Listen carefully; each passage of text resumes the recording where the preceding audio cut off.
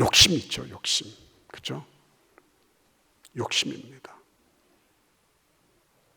다윗이 왜 그런 욕심을 부렸을까? 왜? 그죠? 그런 그 욕심을 조금 내려놨더라면 얼마나 행복했을까? 왕 아닙니까? 수많은 처첩을 거느리고 있었잖아요. 그죠? 그 우리아라고 하는 장수는 헷 족속이지만 얼마나 충성스러웠습니까? 2번이나 왕이 집에 가서 자라고. 그 얘기는 뭐예요? 자기 부인하고 함께 하라고. 그 얘기 아닙니까? 그걸 다 물리치고 우리 병사들이 지금 전선에서 싸우고 있는데 나만 그럴 수 없습니다. 그랬잖아요.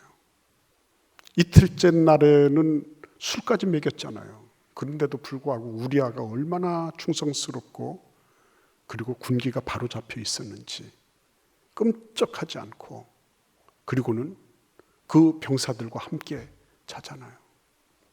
그리고 다윗이 써준 편지를 들고 요압 장군에게 가죠. 근데 그 편지 내용이 뭡니까? 이 편지 가지고 가는 놈 맨 앞줄에 세워서 죽여버리라는 거였잖아요. 아주 잔혹하고 인정머리 없게 아주 비열하게 파렴치하게 그렇게 자기 부하, 그 충성스러운 부하를 다윗이 죽였어요. 이유가 어디에 있습니까? 욕심 때문에. 그 부하의 아내를 얻기 위해서, 그 아내가 임신한 사실을 숨기기 위해서, 그래서 그는 정말 인간으로서는 해서는 안 되는 그런 짓을 하고야 말았습니다. 그러면 이것으로 끝나는가 하는 거예요. 그러면 다윗은 너 이놈 나쁜 놈 이래서 빨간 딱지를 붙여가지고 그것으로 끝냈을까? 그렇지 않다는 거죠. 오늘 본문 말씀이 우리에게 가르쳐주고 있는 아주 중요한 교훈은 하나님은 우리를 결코 포기하지 않으신다는 거예요. 그게 아무리 파렴치하고 부정하고 그게 아무리 인간 말종의 그런 행위라 할지라도 하나님은 인간을 결코 포기하지 않으신다. 그의 백성을 결코 방치하지 않으신다는 겁니다. 그래서 여러분 오늘 우리는 하나님은 그러면 어떤 방식으로 회복시키시나? 위기를 전환시키셔서 어떻게 하나님은 그것을 치료하시고 다시 복구시키시나 하는 거예요.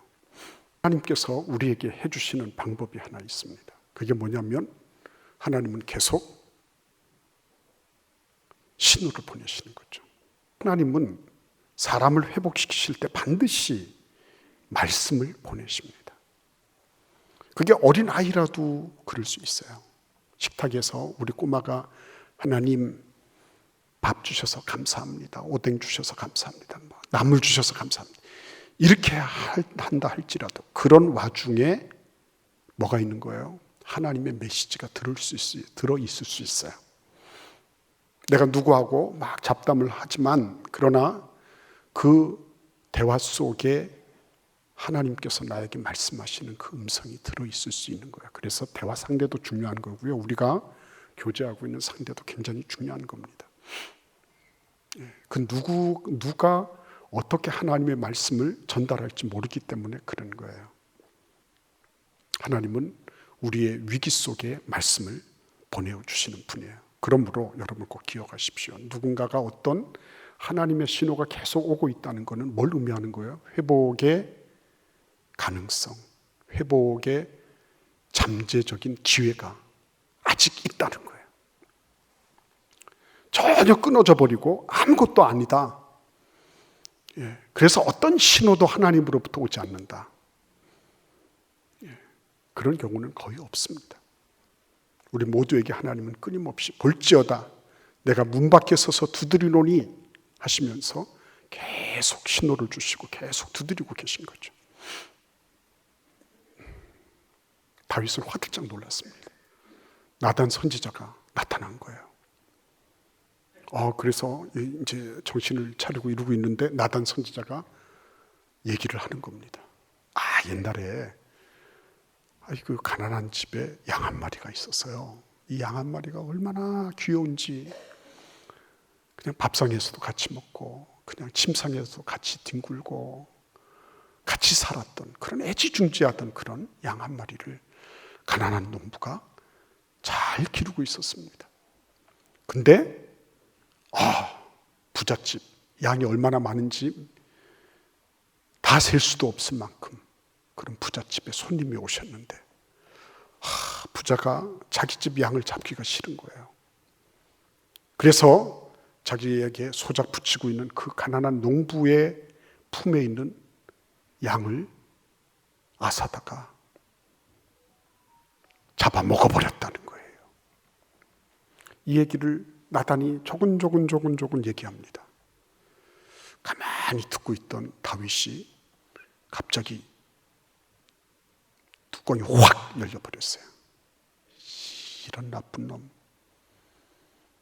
저한테 있는 양이 얼마나 많은데 가난한 농부의 양을 먹어. 이 나쁜 놈, 하나님의 이름으로 맹세하노니 그런 놈들은 이 지구상에 남겨놓으면 안 됩니다. 나단 선지자요, 내가 정의의 사도로 이것들을 확 뒤집어 엎어버리겠습니다. 이런 놈들은 그냥 살려두면 안 됩니다. 나단이 뭐라 그랬어요? 그 살려놓으면 안 되는 그 놈이 네 놈이다 그랬잖아요. 그렇죠? 여기에서 그 하나님께서 다윗에게 베풀어 주신 자비가 있습니다. 그게 무슨 자비예요?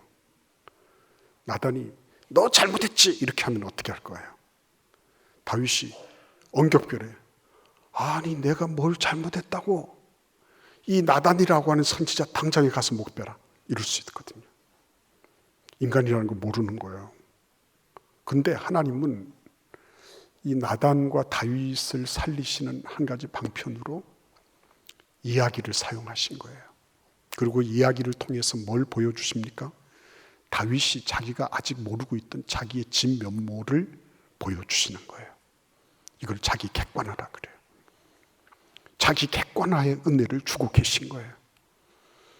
아무도 자기가 자기를 알 수가 없어요. 자기를 볼 수 있는 눈을 가진 사람이 없습니다. 눈은 다 바깥으로 나 있어서요. 내가 아무리 나를 잘 파악하고 이해한다 할지라도 절대로 내가 어떤 존재인지 잘 몰라요. 그래서 자기 객관화를 하나님이 시키시는 거예요. 너 객관적으로 보면 이런 놈이야. 그 파렴치한 그 부자 있지? 그 부자, 네가 죽여야 된다고 입에 거품을 물었던 그 사람이랑 나 다를 바가 없다니까. 그 얘기를 해주시는 거예요, 하나님. 늘 보면 그 회복의 출발점에는 하나님의 말씀이 있어요. 그런데 그 하나님의 말씀은 우리로 하여금 우리가 지금 현재 좌표가 어디에 찍혀 있는지를 가르쳐 주세요. 내 좌표가 어떤 좌표다는 거예요. 내가 지금 어떤 죄악의 자리에 있다는 거예요. 내가 지금 얼마만큼 하나님으로부터 멀리 떨어져 있는지를 가르쳐 주신다는 거예요. 12장 7절과 8절 말씀을 보시면 이렇게 말씀하시고 있어요. 나단이 다윗에게 이르되 당신이 그 사람이라. 이스라엘의 하나님 여호와께서 이와 같이 이르시기를 내가 너를 이스라엘 왕으로 기름 붓기 위하여 너를 사울의 손에서 구원하고 내 주인의 집을 내게 주고 내 주인의 아내들을 내 품에 두고 이스라엘과 유다 족속을 내게 맡겼느니라.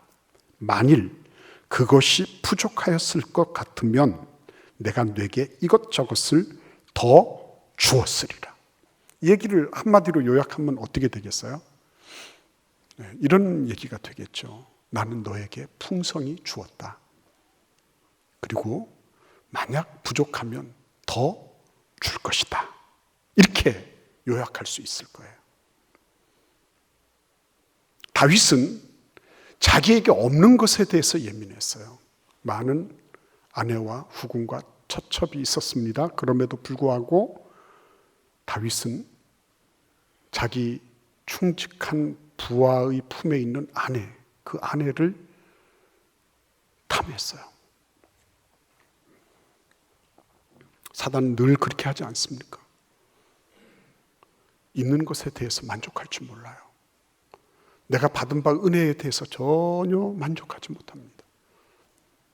없는 것에 대해서만 관심이 많아요.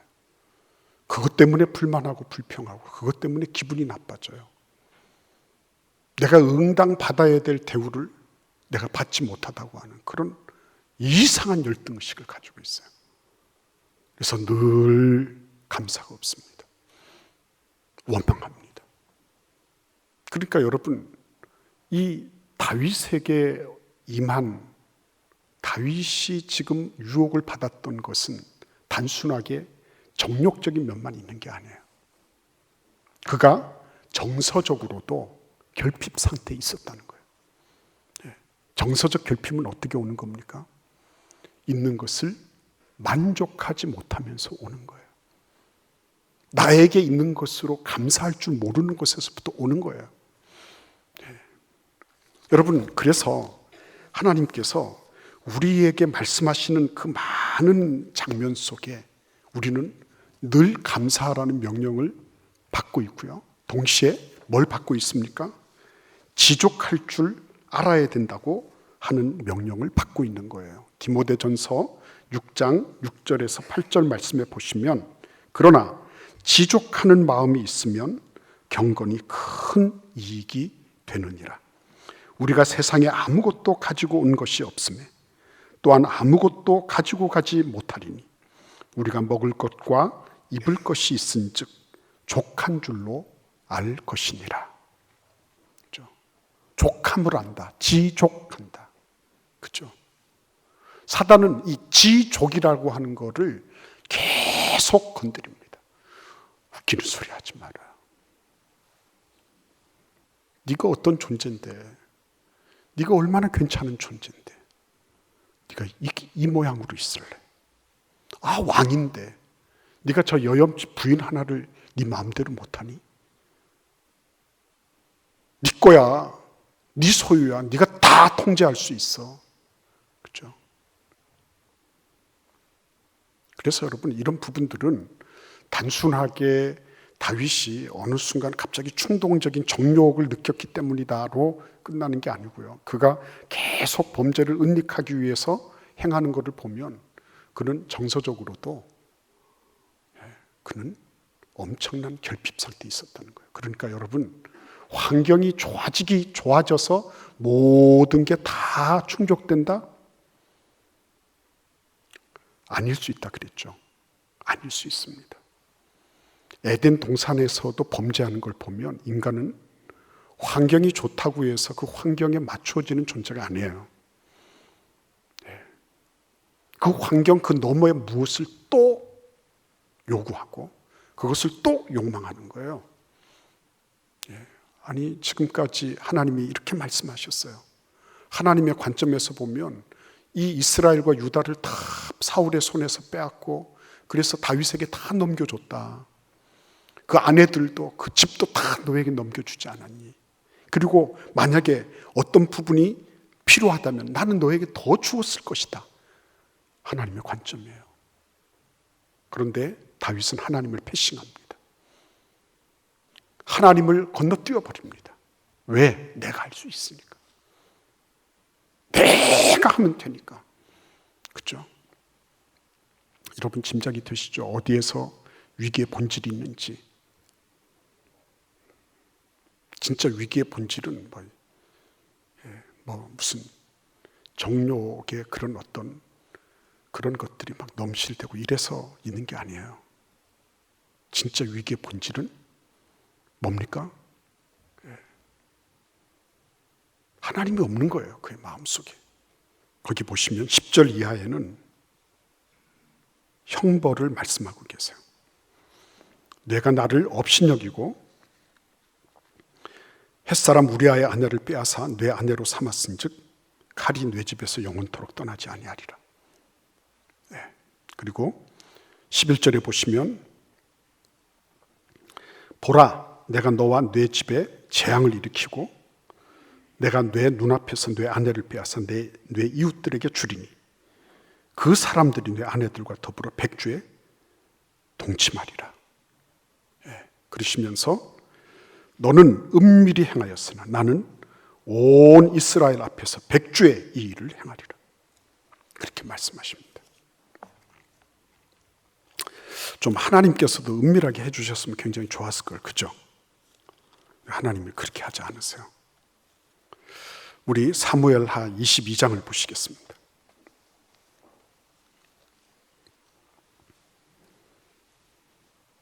25절부터 같이 읽어보겠습니다. 27절까지. 사무엘하 22장 25절부터 27절까지를 같이 읽어보겠습니다.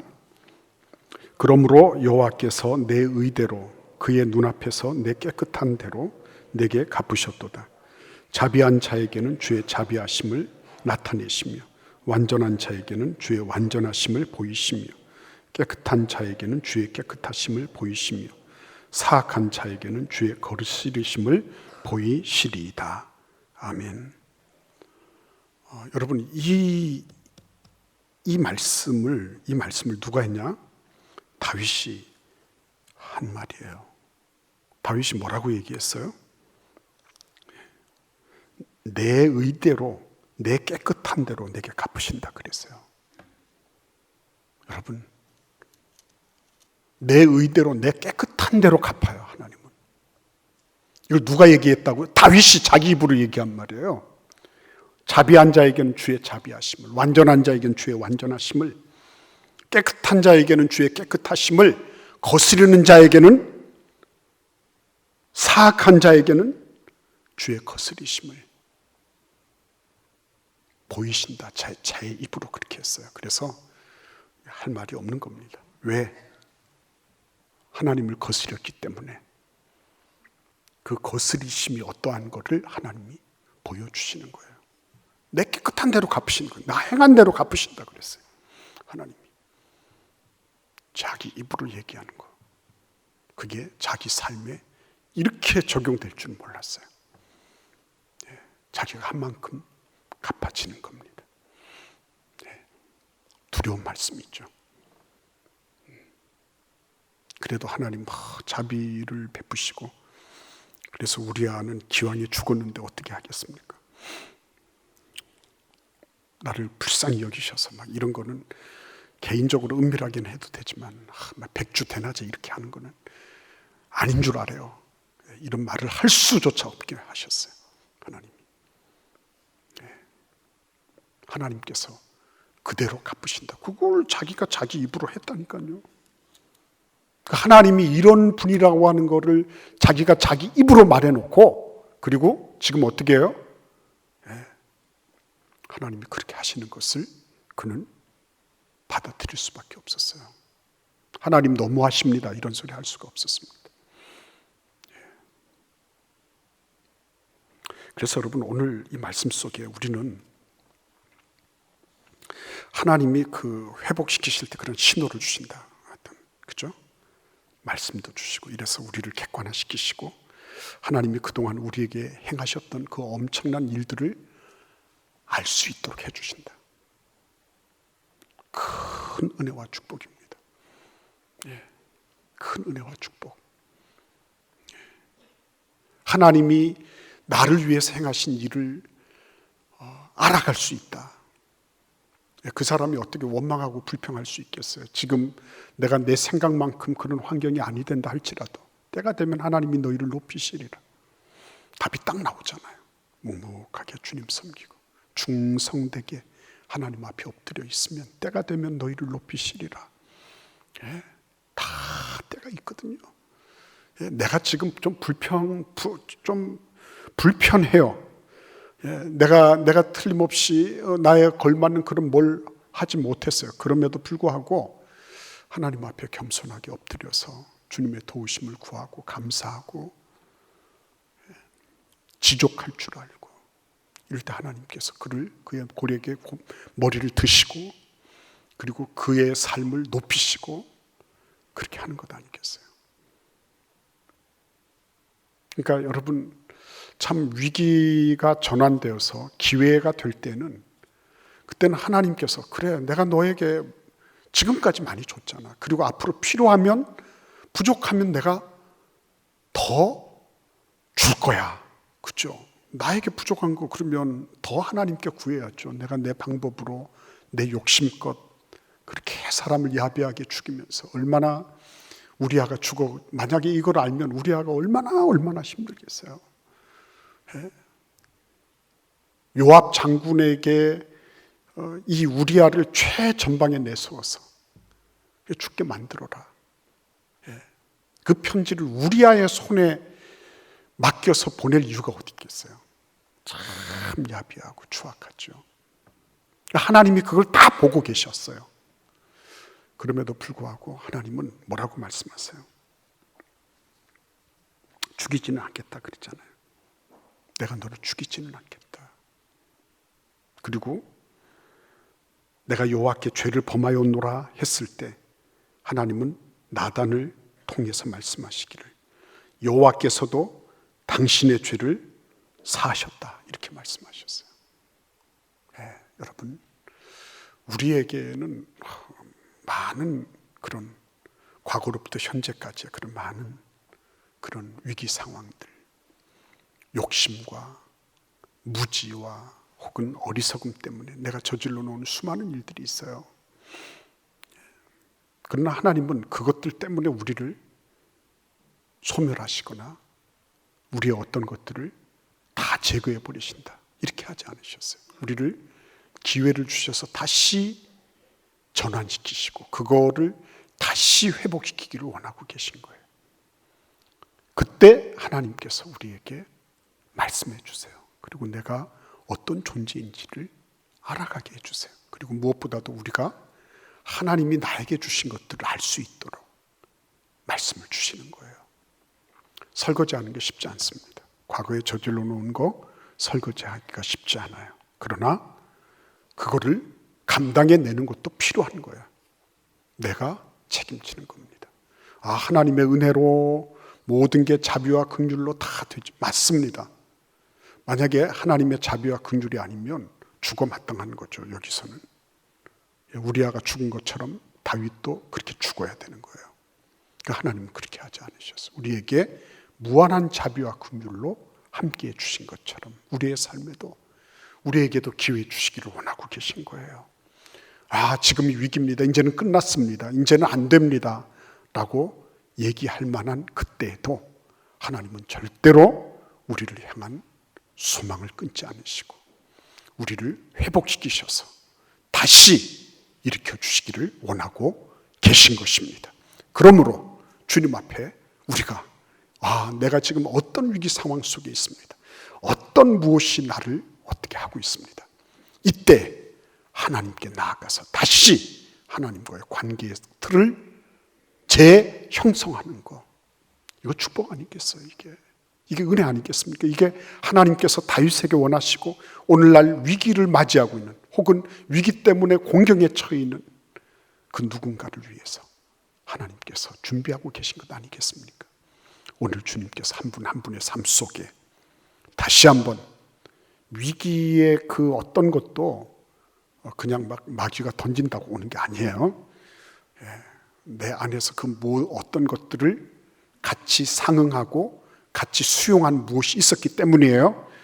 내 책임, 나의 어떤 부분을 솔직하게 인정하면서 하나님 앞에 나아가는 축복이 있기를 기원합니다. 기도하겠습니다.